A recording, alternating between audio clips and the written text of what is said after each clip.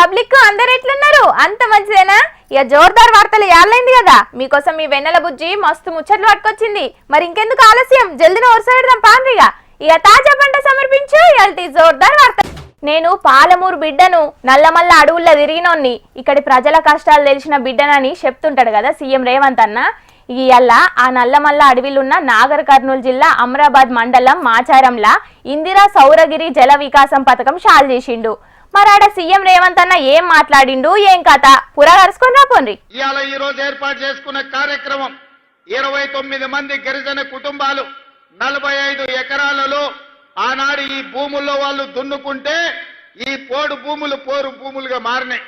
ఆనాడు ఈ పోరు భూముల్లో పోరాటం చేసిన గిరిజనులను బేడీలు వేసి జైలుకు పంపించిన చరిత్ర గత ప్రభుత్వానిదైతే, ఈనాడు అదే భూముల్లో సోలార్ పవర్ ప్లాంట్లు పెట్టి వాళ్లకు మంచి తోటలు పెట్టి మంచి పంటలు పండే ఫలాలను ఇచ్చే భూములుగా మార్చి ఈ రోజు ఆ గిరిజనులు ఆత్మగౌరవంతో బ్రతికే విధంగా ఇందిరా సౌర గిరి జల విధానాన్ని ఈ రోజు ప్రవేశపెట్టడం జరిగింది. నాగర్ కర్నూలు జిల్లా అమరాబాద్ మండలం మాచారంలో ఇందిరా సౌర గిరి జల వికాసం పథకం షాల్ చేసిన సీఎం రేవంత్ అన్న రాష్ట్రంలో ఉన్న ఆదివాసీ గిరిజనుల సమగ్రాభివృద్ధి కోసం 10 అంశాలతో తయారు చేసిన నల్లమల్ల డిక్లరేషన్ ను మంత్రులతో కలిసి విడుదల చేసిండు. అట్లనే స్వయం సహాయక సంఘాలకు 119 కోట్ల రుణాల చెక్కును ఇచ్చిండు. ఇక అచ్చంపేటలో ప్రతి రైతుకు సోలార్ విద్యుత్ ఇచ్చి తీరుతామని చెప్పిండు. అట్లనే సోలార్ కరెంట్ తోనే ఆమ్దాని వచ్చేటట్టు కూడా చేస్తామని చెప్పిండు. ప్రత్యేక అధికారిని పెట్టి అచ్చంపేటను సోలార్ పంపు సెట్లకు ఆదర్శంగా తీర్చిదిద్దాలని అధికారులకు ఆర్డర్ వేసిండు. ఇక పాలమూరు గురించి గిట్లా మాట్లాడిండు. కృష్ణారావు గారు, మరి అలాంటి పాలమూరు ప్రాంతమన్నా నల్లమల్ల అడవి ప్రాంతమన్నా నాకు ఎంతో గర్వకారణం. ఎవరైనా నీది పాలమూరు అని అడిగినా, నువ్వు నల్లమల్ల బిడ్డవా అని అడిగినప్పుడు నాకు చాలా సంతోషం కలుగుతుంది. నా ప్రాంతం ఒక గొప్ప ప్రాంతం. ఈ ప్రాంతం నుంచి వచ్చిన వాళ్ళము మేం కష్టపడతాం, కష్టాన్ని నమ్ముకుంటామని చెప్పి గర్వంగా చెప్తా. పాలమూరు గొప్పతనం గురించి గొప్పగా చెప్పిన సీఎం రేవంత్ అన్న పాలమూరు బిడ్డల చెమటతోనే ప్రాజెక్టుల నిర్మాణం జరుగుతున్నది. పాలమూరు బిడ్డలు కట్టిన ప్రాజెక్టులే దేశానికి ఎన్నముకలు ఎక్కున్నాయన్న సీఎం రేవంత్ అన్న అభివృద్ధిలో మాత్రం పాలమూరు చాలా వెనుకబడి ఉన్నదని చెప్పుకొచ్చిండు. ఇక పాలమూరు ప్రాంతం అభివృద్ధి కోసం ప్రత్యేక నిధులు ఇచ్చి డెవలప్ చేస్తామని మాట ఇచ్చిండు. ఇక ఆడికి వచ్చిన చెంచు మహిళలతోని గిట్లా మాట్లాడిండు. ప్లాట్లు దొరకలేవు సార్. మరి ఏదైనా మీరు ఇక్కడ ఏదైనా భూమి చూసుకోవాలి. ప్లాట్లుగా ప్రభుత్వం దగ్గర భూమి తక్కువైపోయింది, మరి ఉన్నదే మీకు పొలానికి ఇస్తుంది. అవి ఇండ్లు బజార్లు, చిన్న చిన్న బజార్లు, చిన్న చిన్న ఇండ్లు అయినాయి. అందులో ఎవరు అమ్మడం లేదు. మాకు ప్లాట్లు లేక ఇండ్లు ఇప్పుడు కొత్తగా వచ్చినాయి. మరి మీకు స్థలాలు చూసుకోండి, పైకి పంపించాలని అంటే స్థలాలు లేవు, ఎవరు అమ్ముతలేరు సార్. మరి ఎస్సీ వాళ్ళకి, ఈ ఆదివాసీలకు చెంచుల కాడికి మాత్రము స్పెషల్ గా ఏదన్నా చెంచులది ఏదన్నా సీతక్క, ఈ చెంచుల మందం ఏం చేయాలని ఒకసారి చూసి ప్లాన్ చేయరు. ఏదంటే ప్రత్యేకంగా వీళ్ళకి ఏదన్నా స్కీమ్ పెట్టి ఇచ్చేద్దాం. పాపం చెంచులకు ఇండ్లు లేవు కాబట్టి సర్కారు ఇండ్లు మంజూరు చేసిందట గాని ఇల్లు కట్టుకునేందుకు జాగా లేవని సీఎం రేవంత్ అని అడిగితే ముందుగా సర్కారుకు వీలు పడదని చెప్పిన చెంచుల మందం ప్రత్యేకంగా ఏదో ఒక పథకం తీసుకొద్దామని చెప్పిండు. అట్లా చెంచు మహిళలు అడిగిన తక్లీఫ్లని తీర్చే ఉపాయం చేస్తామని చెప్పిండు సీఎం రేవంత్ అన్న. చూడాలి మరి 100 రోజుల్లోనే అందరికి సోలార్ పంప్ సెట్లు అందిస్తారో, లేకుంటే 100 రోజుల్లోనే 6 గ్యారంటీలు తీర్స్తామని చెప్పిన లెక్కనే చేస్తారో అని అంటున్నారు ఈ ముచ్చటిన్న ప్రతిపక్ష నాయకులు. కొంచెం గ్యాప్ వచ్చింది అనుకునే లోపట్నే హైడ్రా ఊచకోత మళ్ళా షురువైందుల్లా.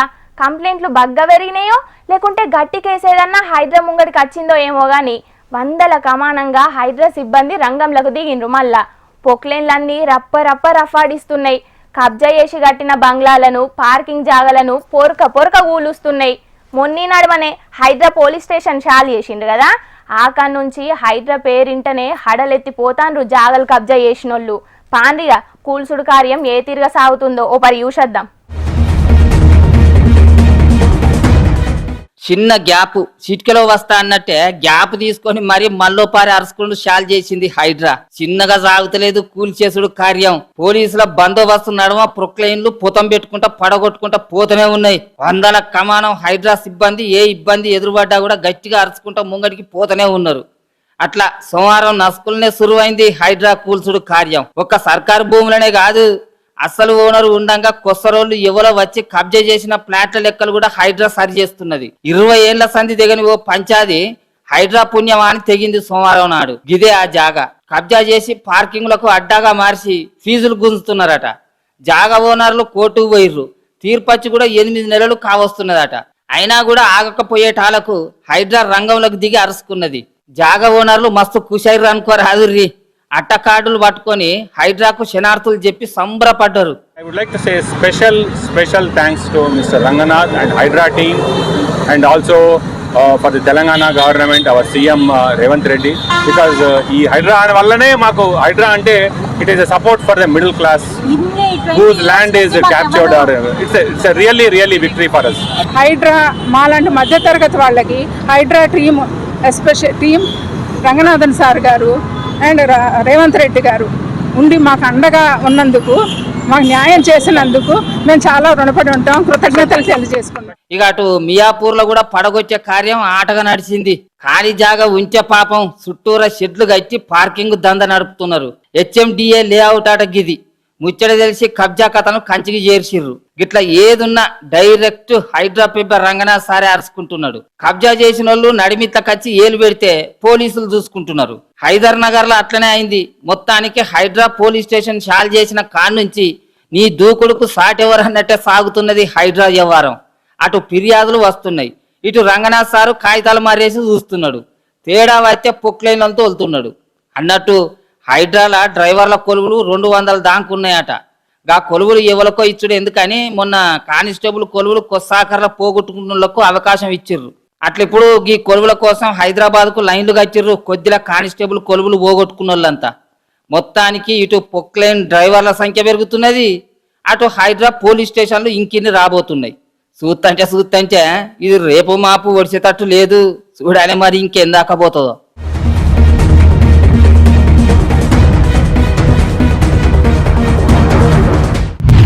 మొన్నట్ల జైత్యాల కలెక్టరేట్ వచ్చిన మంత్రి పొంగులేటి సీనన్న మాజీ మంత్రి జీవన్ రెడ్డి సార్ను అలుముకుందామని చూసిన దూరం జరుగుడే కాదు.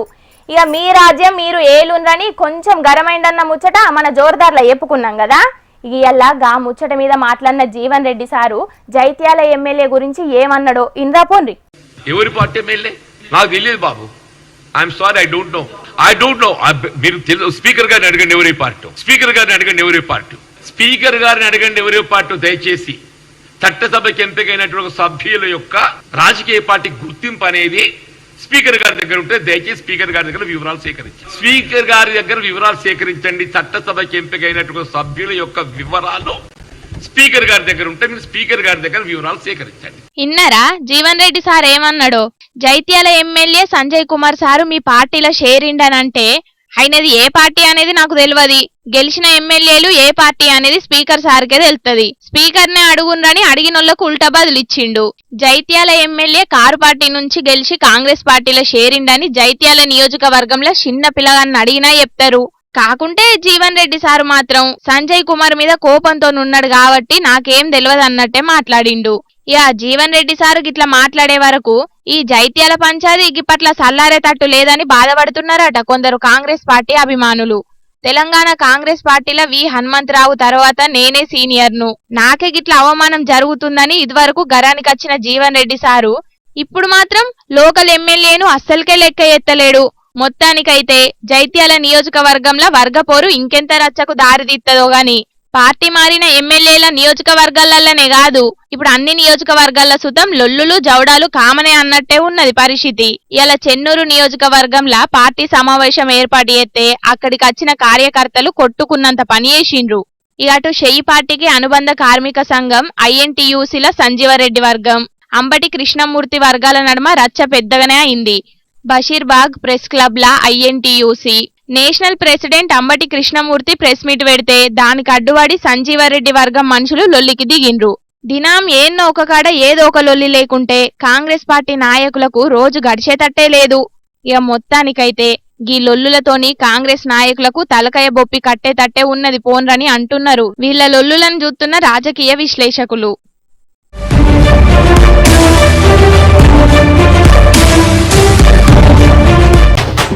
కాదేది కవిత్వానికి అనర్హం అన్నాడు విప్లవ కవి శ్రీశ్రీ సారు. కాదేది రాజకీయానికి అనర్హం అంటున్నారు ఇప్పటి మన లీడర్లు. అధికార పార్టీని నిలబెట్టి కడిగేతందుకు ఏ సమస్యలు లేనట్టు అగ్ని ప్రమాదం ముచ్చట్ను ముంగటేసుకొని కోడి గుడ్డు మీద ఈకలు వీకిందే వీకుతాన్రుల్లా చూడుండ్రి, పని లేనోడు పిల్లికి తలగొరిగిండన్నట్టు ఎట్లున్నాయో మన రాజకీయాలు.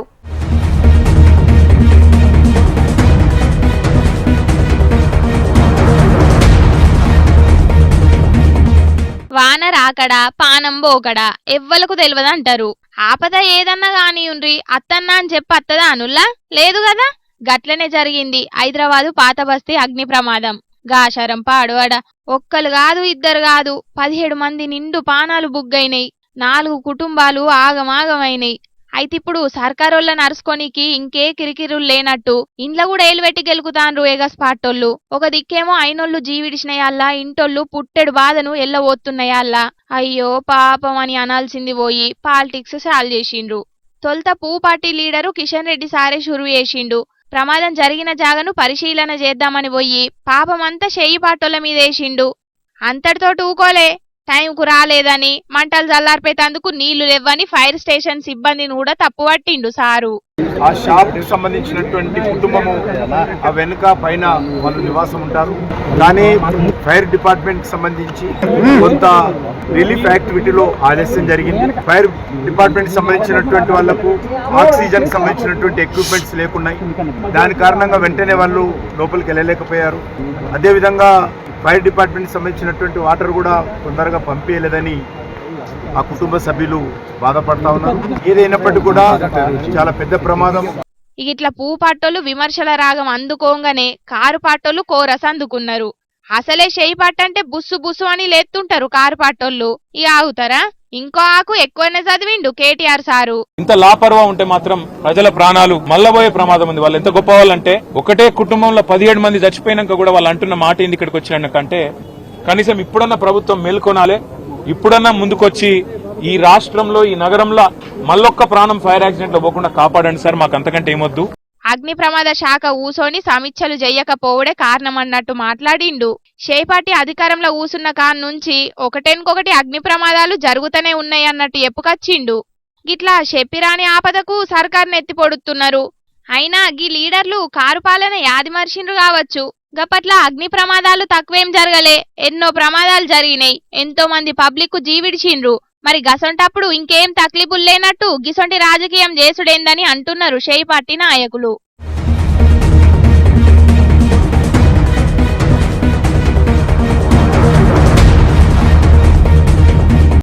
12 ఏళ్లకు వచ్చే పుష్కరాలు, అందున 12 దినాలే టైము. ఇంకా అదిగాక మన దక్షిణ బాజు సరస్వతి నది పుష్కరతానం చేయనికి ఉన్న ఒకటే ఒక జాగా కాళేశ్వరం ముక్తీశ్వర క్షేత్రం. గందుకే కడమ రాష్ట్రాలకెళ్ళి కూడా పల్లె పట్నం అంతా ముల్లె మూట కట్టుకొని పిల్ల జల్లను సంకకేసుకొని కాళేశ్వరం బాట పడుతున్నారు. సోమవారం కొంతమంది లీడర్లు కూడా పుష్కరతానం చేసిండ్రు. ఇక పాండి మరి మల్లపరి కాళేశ్వరం పోయేద్దాం. అబ్బబ్బబ్బబ్బబ్బబ్బా, ఏం పబ్లిక్ కాళేశ్వరానికి కథం దొక్కుతున్నారు పోన్రి భక్తులు. కాళేశ్వరం ఏ మూల చూసినా సందు లేదు, ఇష్క పోతే రాలది. ఆగో గంతగనం అత్తున్నారు పబ్లిక్. దూరాన ఉన్నోళ్ళంటే బస్సులు రైళ్ల మీద పయనమైతున్నారు గాని కాళేశ్వరం చుట్టుపక్కల ఊరోళ్ళు, అట్లనే అటు గోదావరి అవతలున్న మహారాష్ట్రోళ్ళు చాలా మంది ఎడ్ల కచ్చరాల మీద మస్కులనే బయలుదేరి కాళేశ్వరం చేరుకొని పుష్కరతానం చేస్తున్నారు. ఆదివారమే కాదు, సోమవారం కూడా భక్తులు శితం పట్టిండ్రు. కేంద్ర సహాయ మంత్రి బండి సంజయ్ సారు సోమవారం పొద్దుగాలనే కాళేశ్వరంలో కాలు పెట్టి 3 మునకలేసిండు. ఇక సారు వట్టిగా ఇడిచిపెట్టాడు కదా, షెయి పాటోలను ఓ సూపు చూసిండు. అందల పోటీలకు 100 కోట్లు ఖర్చు పెట్టి పుష్కరాల సౌలతులకు మాత్రం 35 కోట్లే ఖర్చు పెడతారా అని గరమైండు సారు. తెలంగాణలో పువ్వు సర్కారే ఉండుంటే ఈ పుష్కరాలను కుంభమేళను రేంజ్ల వేసేటోళ్ళం అన్నాడు. ఇక అటు మాజీ మంత్రి మల్లారెడ్డి సారు కూడా కాళేశ్వరం పోయిండు తానాలకు. మల్లన్నంటే మామూలు ఉండదు కదా, కారు పట్టి అధికారంలోకి రావాలనో ఏమో గాని తీరొక్క తీర్ల పూజలు చేసుకుంటా గానొచ్చిండు సారు. శివయ్యకు పూజలు చేసి నందీశ్వరుని చెవుల ఏదో పెద్ద కోరికే కోరుకున్నాడు అన్నట్టు సారేం రాజకీయం మాట్లాడలే. అచ్చిండు, తానం చేసిండు, పూజలు చేసిండు, పోయిండు. 35 కోట్లు పెట్టినట్టే గాని సౌలతులు సకలెవ్వంటున్నారు భక్తులు. ఇక ఇంకొందరేమో ఏర్పాట్లు మస్తుగున్నాయని చెప్తున్నారు. సరే పుష్కరాలంటే ఏవో చిన్న చిన్న తక్లీఫ్లు ఉండనే ఉంటాయి గాని పుష్కరతానం చెయ్యబోయేటోళ్ళు జరా ముల్లె మూట పిల్ల జల్ల పైలమ్మరి ఏమంటున్నాం. మందుబాబులకు పెద్ద శాఖ ఇచ్చిండ్రు తెలంగాణ సర్కారోళ్ళు. లిక్కర్ రేట్లను పెంచుకుంటా ఉత్తర్వులు ఇచ్చిండ్రు ఆప్గారోళ్ళు. కోటర్ సీసా మీద 10 రూపాయలు, హాఫ్ బాటిల్ మీద 20 రూపాయలు, ఫుల్ బాటిల్ మీద 40 రూపాయలు పెంచిండ్రు. పెరిగిన రేట్లను ఇయ్యలడికెంచి అమలు చేయాలని ఇప్పటికే వైన్స్ దుకాణాలకు ఆర్డర్ పాస్ చేసిండ్రు ఆఫీసర్లు. చీప్ లిక్కర్ రేట్లను మాత్రం పెంచలేదు గాని తతిమ్మ లిక్కర్లు అన్నింటికి పెరిగిన గివే రేట్లు అమలు చేస్తారట. అయితే ఈ నడుమనే బీర్ల రేట్లను 15% పెంచిన సర్కారోళ్ళు ఇప్పుడు లిక్కర్ రేట్లను కూడా పెంచే వరకు చాలా మంది మందు బాబులు మస్తు పరిశాన్ అవుతున్నారు. ఇప్పటికే బీర్ల రేట్లు పెరిగినాయని బాధపడుతుంటే ఇప్పుడు లిక్కర్ రేట్లను కూడా పెంచిండ్రు సర్కారోళ్ళు. సర్కారుకు ఆమ్దాన్ తెచ్చే మా మందు బాబులకు ఆఫర్లు పెట్టాల్సింది పోయి నీ అవ్వ మీదికెంచి రేట్లు పెంచి మమ్మల్ని ఆగం చేస్తున్నారని మొత్తుకుంటున్నారు గీ ముచ్చటెరకైన కొందరు మందు బాబులు. అయితే సర్కారు గల్లెపెట్ట నింపుకోనీకే లిక్కర్ రేట్లను అడ్డగోలుగా పెంచి రాష్ట్రాన్ని తాగుబోతుల తెలంగాణ చేయాలని చూస్తున్నారని కాంగ్రెస్ సర్కారుల మీద గరమైతున్నారు ప్రతిపక్ష లీడర్లు కొందరు.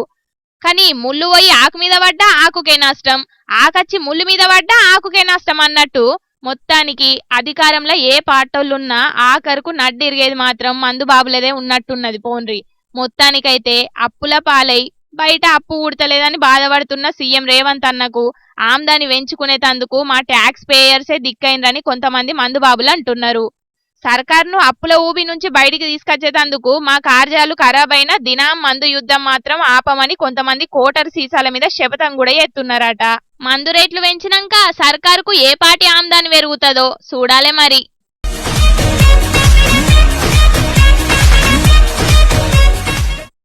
ఆగో గీ అక్కెవలో గాని చూసిండ్రా అనుల్లా గిమకు భూమి మీద ఏడ జాగ దొరకనట్టే షెట్టు కొమ్మెక్కి ఎట్లా డాన్స్ చేస్తున్నదో మరి గింత రిస్క్ చేసి షెట్టెక్కి డాన్సులు చేస్తున్నదంటే మరేదన్నా గిన్నిస్ రికార్డుల కోసం గిట్లా ట్రై చేస్తున్నది కావచ్చని అనుకునేరు. కాదు కాదు సోషల్ మీడియాలో ఫేమస్ గానికి వేసిందట గీ చిత్రాంగి చిత్రమైన డాన్సు. గీ నడుమ చాలా మంది సోషల్ మీడియాలో ఫేమస్ కావాలనే గిట్లనే పిచ్చి పిచ్చి రీల్స్ చేస్తున్నారు కదా కొందరు. గట్లనే గీమ కూడా గుట్టల కాడున్న షెట్లెక్కి డాన్స్లతోని రీల్స్ చేసిందన్నట్టు. ఈ వీడియో సోషల్ మీడియాలో వైరల్ అయ్యే వరకు పిచ్చోళ్ళంటే గిట్లనే ఉంటారని కామెంట్లు పెడుతున్నారు కొందరు గీమె డాన్సులు చూసినోళ్ళు. ఏం రీల్సో ఏమో గాని పానాలు పోతాయనే సోయి కూడా లేకుండా ఎత్తున్నారు కొందరు జనాలైతే. అడ్డమైన రీల్స్ కోసం బతుకులు ఆగమైన మంచిదేనన్నట్టు ఎత్తున్నారు. అసలు గిసొంటోళ్ళందరినీ సక్కగా తీసుకుపోయి అండమాన్ జైల్లో ఇడిచి పెడితే తతిమ్మోళ్ళందరూ సక్కగా అవుతారని అనబట్టిండ్రు కొందరు ఈ వీడియోలు చూసిన పబ్లిక్.